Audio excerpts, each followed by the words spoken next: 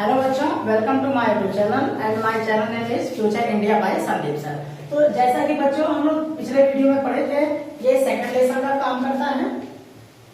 Lesson second जो हमारे पास प्रकाश का अपवर्तन है और पिछले वीडियो में हम लोग प्रकाश का परावर्तन करते हैं। उसमें हर एक हेडिंग के बारे में बेसिक चीजें बताया गया है और अवतल उत्तर के हर फार्मूले को डेरिवेट किया गया है दोनों दर्पणों से। उसको भी पीछे वीडियो में आप देखते रहिएगा। लेसन फर्स्ट में, लेसन सेकंड में हम लोग कल पढ़े थे कि प्रकाश का अपवर्तन क्या होता है। अगर आप नहीं देखे हैं तो लाइट क्या होती है उसको एक बार देख लीजिए। लाइट आती है फर्स्ट मीडियम से, जब सेकंड मीडियम में जाती है तो लाइट अपने रास्ते से बैंड हो जाती है, मुड़ जाती है। तो आज हम उसके बारे में बात करने वाले हैं, अपवर्तन के नियम के बारे में, law of reflection. Law of reflection, तो इसमें क्या होता है, जैसे परावर्तन का नियम आप पढ़े थे कि लाइट आती है और यहाँ बस बेंड हो, टकराती है और वापस चली जाती है। परावर्तन का नियम पढ़ाई किए थे। क्या था ये बच्चों? परावर्तन का नियम। लाइट का आना, टकराना, एक बिंदु से फिर अभिलंब, तीनों एक ही बिंदु पर हो और इसका एंगल आई और इसका एंगल आर दोनों समान हो। आज हम बात करने वाले हैं सेम इसी प्रोसेस पे, पर ये लाइट ऐसे ना जा करके अब लाइट कुछ ऐसे या तो ऐसे जाएगी। तो आज बात करने वाले हैं इसी वीडियो में अपवर्तन के एक नियम।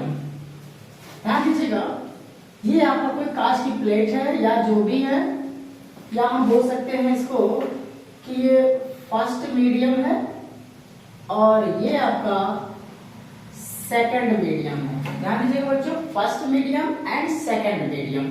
तो फर्स्ट मीडियम में जैसे मान लीजिए मैंने लिया एयर, हवा, यहाँ हमारे मैंने लिया ग्लास, कांच की प्लेट या जो भी आप कह सकते हैं, ग्लास। लाइट क्या होती है बच्चों? आती है, कहीं सोर्स होगा, चाहे सनलाइट ले लीजिए या आप कैंडल ले लीजिए, कुछ भी अगर आप लेते हैं, कोई भी लाइट, बस क्या हो, लाइट का सोर्स होना चाहिए। Flash light, laser light, anyone, कोई भी लाइट हो आप ले सकते हैं। तो यहां से आने वाली किरण इस प्लेट पे टकराती है जो ट्रांसपेरेंट होता है, तभी तो लाइट पास जाती है ना। और यहां से एक नॉर्मल पॉइंट खींचा जाता है, चाहे डॉटर लाइन खींच सकते हैं आप, कुछ ऐसे, और कुछ नीचे पार्ट भी लेके चले जाते हैं ऐसे। ये है आपका कहलाएगा अभिलंब। लाइट, ध्यान दीजिएगा बच्चों, अगर लाइट फर्स्ट से सेकंड मीडियम में जाती है माध्यम में, तो दिमाग में बच्चों के ये रहता है कि लाइट बैंड होती है या अभिलंब से दूर हटती है। तो बात ये कंडीशन पे आ जाता है बच्चों, विरल टू सघन पे, विरल टू सघन पे। तो विरल का मतलब ही होता है कि आसान रास्ता, कंपेयर टू सघन से, मतलब रेयरर और डेंसर। इसकी इंग्लिश अगर लिख दिया जाए तो यहां लिख दे रहे हैं रेयरर और डेंसर, ठीक है, यहाँ रेयरर और डेंसर। तो इसके बारे में जो भी हम बात करते हैं, सघन विरल, अब इसकी जरूरत नहीं है कि ये आसान रास्ता है और क्या बच्चों, ये कठिन रास्ता है। तो आसान रास्ते में हर कोई चीज फ्री हो जाती है, कठिन रास्ते में हर कोई चीज सिकुड़ करके इधर उधर टकरा करके जाती है। लाइट भी किसी पार्टिकल से टकरा करके ही जाती है, इधर उधर जब प्लेट्स में जाती है। तो ये आसान रास्ता, ये कठिन रास्ता है। तो लाइट जो है सीधे ना जा करके, उधर ना जा करके इधर मुड़ जाएगी। लाइट कैसे जाएगी बच्चों? इधर मुड़ जाएगी। इसको कल वीडियो में बताए थे, पिछले वीडियो में, कि हम लोग क्या होता है, ये अभिलंब की ओर, अभिलंब की ओर झुक,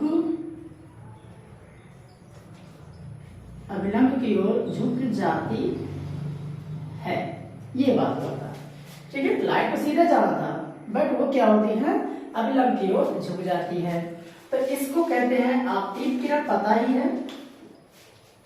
और ये क्या है बच्चों? अभिलंब को अपवर्तित किरण,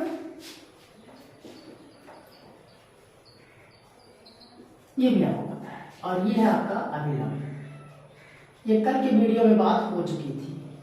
तो बात पड़ती है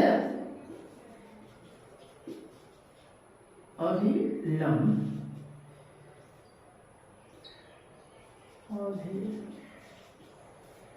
नॉर्मल N2 N' या जो भी नाम देते हैं। तो यहाँ अपवर्तन के नियम का मतलब ये हो जाएगा बच्चों की आने वाली किरण आपतित किरण, जाने वाली किरण अपवर्तित किरण, वापस नहीं उसी डायरेक्शन में, और अभिलंब तीनों एक ही बिंदु पर, और अभिलंब तीनों एक ही बिंदु पर हों। इस बिंदु का नाम मान लीजिए आप रख दीजिए P, या कोई भी पॉइंट नाम रख दीजिए।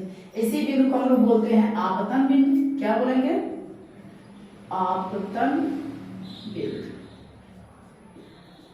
अगर हमारे पिछले वीडियो या पहले लेसन के जितने भी वीडियो बनाए गए हैं उसके बारे में देखो तो और बढ़िया आपको समझ में आ जाएगा। आने वाली किरण आपतित किरण, अपवर्तित किरण, और ये हो जाएगा आपका अभिलंब, तीनों एक ही बिंदु पर। देखिए प्रेजेंट है, आया गया और अभिलंब। तो ये पहला रूल अप्लाई हो जाता है, ठीक है।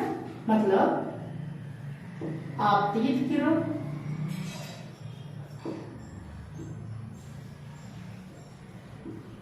अपवर्तित किरण और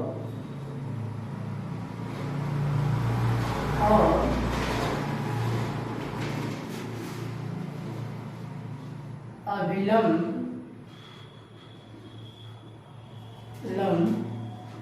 तीनों एक ही बिंदु, ब्रैकेट में लिख सकते हैं बच्चों फिगर के हिसाब से P पर स्थित या प्रेजेंट होते हैं, ठीक है। या नॉर्मल पॉइंट और इंसिडेंट पॉइंट और रिफ्रैक्टेड पॉइंट, ये जो भी आपके पॉइंट्स मिलते हैं ये सब कहलाते हैं, एक दूसरे के साथ जो भी मिलते हैं ये कहलाता है first law of refraction. Second law की जब बात करते हैं, जैसे उसमें था I बराबर R, कुछ ऐसे करके किए थे, तो यहाँ I बराबर बच्चों R नहीं होने वाला है, क्योंकि ध्यान दीजिएगा लाइट अगर ऐसे बैंड होती, मान लो मैंने लिखा कि आपतन कोण की जया, और ये क्या है आपका कुछ ऐसे R, यहां लिख सकते हैं बच्चों आपतन कोण की जया, जिसे हम शॉर्ट में बोलते हैं साइन आई। साइन भर बोलते हैं जया के लिए, पर चूंकि आपतन कोण को आई से रिप्रेजेंट करते हैं इसलिए साइन आई, ठीक है। तथा अपवर्तन कोण की जया साइन आर। आपतन कोण की जया और अपवर्तन कोण की जया साइन आर, इन दोनों का अनुपात जो है का अनुपात एक नियतांक होता है, एक नियतांक होता है। जैसे लिख सकते हैं sine i to ratio sine r equal to constant, या ऐसे को हिंदी में क्या लिख सकते हैं नियतांक, नियतांक जो भी आप लिख सकते हैं, या इसी को sine i by sine r बराबर n लिखा जाता है, या n इक्वल टू इतना। इसे स्नेल का भी नियम कहते हैं, इसे स्नेल का नियम भी कहते हैं। स्नेल का मतलब ये साइंटिस्ट है, इन्होंने भी अपना एक नियम दिया है। बाकी तो रेशियो इसका जो है दोनों का रेशियो n आता है, ठीक है। बाकी स्नेल का भी इसको नियम कहते हैं, इसको नोट कीजिए।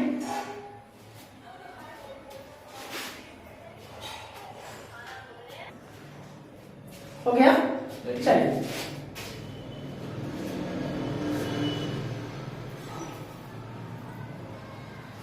देखिए बच्चों, जैसे ये जो आपका अपवर्तनांक होता है कि दोनों का कांस्टेंट नियतांक है, क्या है ये आखिर नियतांक होता क्या है। मान लीजिए हमने यहाँ लिखा आपसे कि m equal to sine i by sine r. कुछ हमने ऐसे लिखा, इसमें ऐसा ला वगैरह जो भी आप बोलते हैं यहाँ लिखा। तो ये नियतांक क्या होता है? नियतांक का मतलब ये होता है कि चाहे जो मीडियम लेते हैं, दो अलग अलग मीडियम, जरूरी नहीं है कि आप ले लेते हैं इसको हवा, इसको आप ले लेते हैं मान लीजिए कांच या ग्लास, जो भी आप लिखे थे, एयर और ग्लास, जो भी आप लिखते हैं, जरूरी नहीं है कि सिर्फ यही दोनों रहे, ग्लास, ठीक है, कांच और ये आपका ग्लास और एयर, जरूरी नहीं है बच्चों की यही दोनों, कुछ भी हो सकता है। आप इसमें वाटर ले लीजिए, ध्यान दीजिएगा, वाटर ले लीजिए, ये लीजिए, मैंने चलिए वाटर का कुछ लेवल बनाया कुछ ऐसे, और एक लाइट को गुजारा air to water, air to water. तो यहाँ से रिफ्लेक्शन पहुंच रही है या जो भी आपका नॉर्मल पॉइंट आ रहा है, तो यहाँ से आप देखेंगे कि लाइट तो 100% क्या हो रही है, लाइट होनी क्या है, अरे इधर तो जाएगा नहीं, सीधा भी नहीं जाएगा क्योंकि दूसरे मीडियम में यहाँ बैंड हो जाएगा। ये एंगल मान लीजिए आर हो जाएगा, ये एंगल आई हो जाएगा। आई का मतलब बच्चों होता है इंसिडेंट रे, तो इंसिडेंट एंगल हो जाएगा, और ये हो जाएगा आपका रिफ्रैक्टेड एंगल। तो जिसे रिफ्लेक्शन में आर लिखते थे, उसी तरह रिफ्रैक्टेड में हम लिखते हैं आर। इंसिडेंस रे में इंसिडेंट एंगल, जो भी आप बात करते हो। तो ध्यान दीजिएगा बच्चों, ये W है मतलब वाटर है और ये एयर है। अगर कोई पूछे आपसे कि अब इन दोनों का रेशियो क्या आएगा, यहां से लिख दें कि sine i by sine r, medium क्या है आपका, एयर टू वाटर, मीडियम क्या है, एयर टू वाटर, ये मीडियम क्या था, एयर टू ग्लास।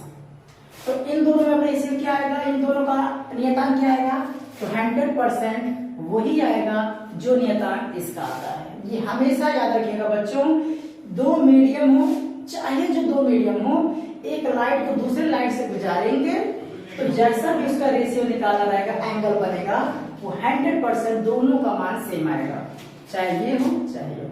अगर यहाँ अभी हम कोई डायमंड ले लें, डायमंड वगैरह ले लें, या और भी कोई लिक्विड ले लीजिए, या आप किसी भी कंडीशन में अप्लाई कर देते हैं, तो जो भी लाइट आई टकराएगी और यहाँ से बैंड या उधर जाएगी, जब भी ये रेशियो बनेगा तो फिक्स वैल्यू होगा। सभी अलग अलग दो मीडियम के साथ जब भी रेशियो निकालेंगे बच्चों अलग आएगा, ये 100% होता है। और इसके बारे में हम लोग अगले वीडियो में भी बात करेंगे कि नियतांक और रियलिंग में और गहराई में लेकर जाएंगे आपको। तो फिलहाल आज इतने ही वीडियो में बात करते हैं। बस एक और आपसे बात करते हैं कि चाहे छोटा व्यास सर्कल हो, चाहे थोड़ा और बड़ा सर्कल हो, चाहे और बड़ा सर्कल हो, ठीक है, जब भी इसको डायमीटर हम छोटा डी ले रहे हैं, थोड़ा सा बड़ा, ये मान लीजिए डी डैश ले रहे हैं, तो जब भी हम सरकमफ्रेंस और डायमीटर का डिवाइड करते हैं, सरकमफ्रेंस और डायमीटर का डिवाइड करते हैं, सरकमफ्रेंस और डायमीटर का डिवाइड करते हैं, तो तीनों का मान हमेशा बार बार पाया जाएगा, मतलब 3.146 समथिंग करके आता है।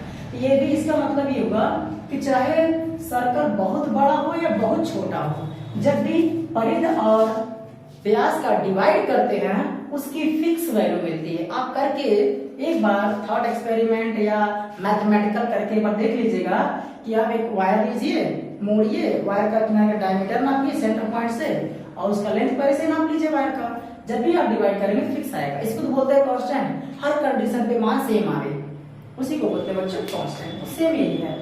ठीक है, आज हम वीडियो में इतना ही बात करते हैं। कल हम लोग पढ़ते हैं कि एक मीडियम में जो प्रकाश की स्पीड होती है वो दूसरे मीडियम में प्रकाश स्पीड का रेशियो, वो भी एक अपवर्तनांक का काम करता है। ये हम लोग कल वीडियो में बात करेंगे। Thanks for watching.